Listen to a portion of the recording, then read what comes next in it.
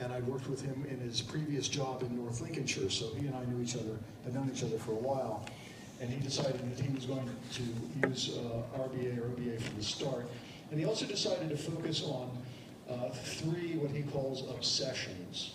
I really love that term, because he was going to obsess about safely reducing the number of children who are being looked after, which is foster care, sometimes referred to as foster care. Reduce the number of young people who are in need, which stands for not in education, employment, or training. These are 16 to 18-year-olds who are disengaged youth. And focus on school attendance, primary school attendance and secondary school attendance. And this is a report that he gets to this day on a weekly basis. So he has up-to-date weekly data on these four measures. Imagine that, right? And not only does he get this data, but he has 25 partnerships around the city of Leeds that are based on sort of natural neighborhood configurations.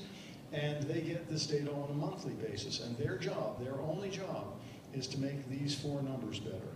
And in the course of the last 4 or 5 years, every single one of them has shown significant improvement.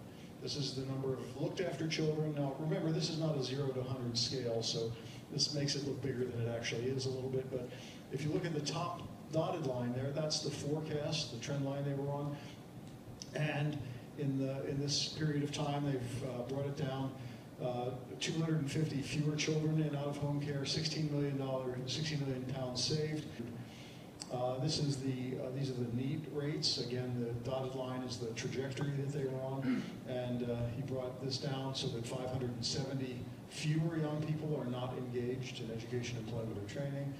And finally, school attendance, and according to these numbers, these are the best school attendance rates in the history of the school system there. And this is the number that I really am amazed by: 400,000 more pupil days in schools in Leeds. Imagine what kind of effect that could have on families, on children, on the kind of extended service system that they all interact with. So this is just an example of what can be done when you take the discipline of RBA, pick 3 obsessions in this case, really focus on them. It's a good example of finding a place to start. Because a lot of people take RBA and say, well, that's a good idea, let's do it for everything all at once. What happens, right? These everything all at once efforts tend to just collapse.